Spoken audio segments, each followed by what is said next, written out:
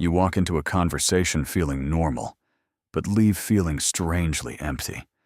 Not sad, not exactly tired, just drained. Like you gave something away without realizing it. And the confusing part is, nothing bad even happened.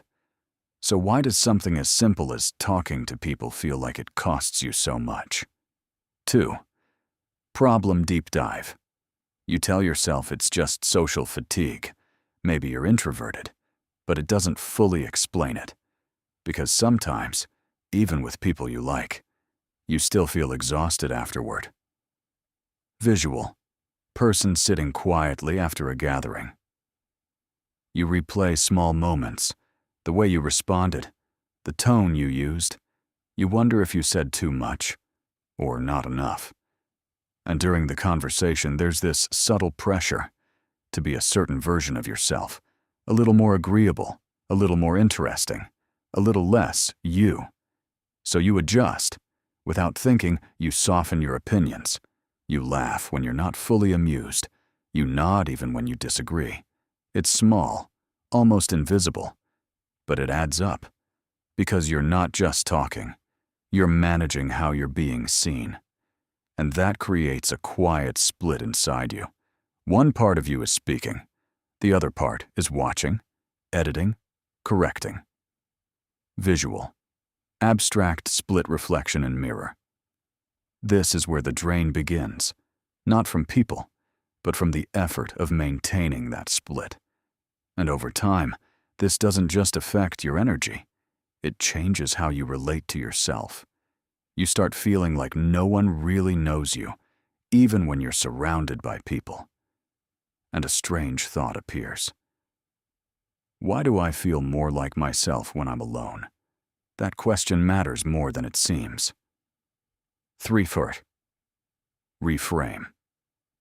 Here's the part most people get wrong. You assume this means something is off with you, that you're too sensitive, too introverted, too socially awkward. But that's not what's happening.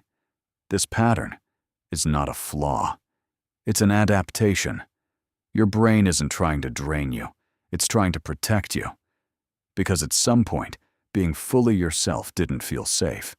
Maybe it led to judgment, rejection, misunderstanding.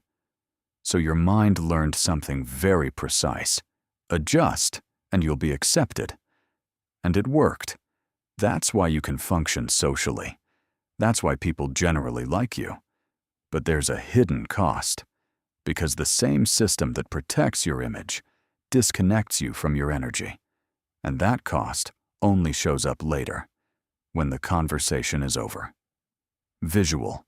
Empty room with sunlight. So the real question isn't, why am I so drained? It's, what exactly am I doing during social interactions that my brain finds so expensive? 4. Psychological mechanism. Your brain has limited energy for attention and control. This is called cognitive load. Every time you monitor yourself, you're using that energy. Now imagine your mind like a phone. When you're alone, only a few apps are running. But during social interaction, multiple apps open at once. What should I say? How do I sound? What do they think of me? Did that come out wrong? Visual.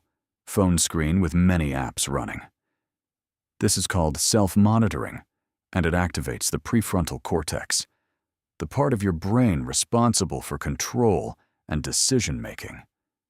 But here's the problem. The prefrontal cortex is slow and energy-intensive. It's not designed to run constantly. So when you stay in that state for too long, your brain starts to fatigue.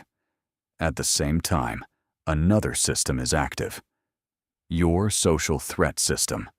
This comes from the amygdala, the part of your brain that scans for danger. And it doesn't just look for physical threats. It looks for social ones, rejection, embarrassment, disapproval. So even in normal conversations, your brain is subtly asking, am I safe here? Visual, slow-moving light patterns with subtle tension. When you combine these two systems, Constant self-monitoring, subtle threat detection. You create a loop. You adjust yourself to your brain checks if it worked. Till you adjust again. Over and over. This is called impression management. And it's one of the most exhausting things your brain can do. Not because it's hard, but because it never fully stops. And here's the part most people don't realize. The more you do this, the less natural socializing feels. Because you're no longer responding, you're performing. And performance always costs energy. 5. Practical framework. So how do you reduce this drain without forcing yourself to just be confident? You don't remove the system, you retrain it. Here are 4 principles that work with your brain, not against it. 1. Shift from impression to attention. What to do? Focus on the other person's words, not your own performance. Why it works. Attention reduces self-monitoring. It moves activity away from the prefrontal cortex, a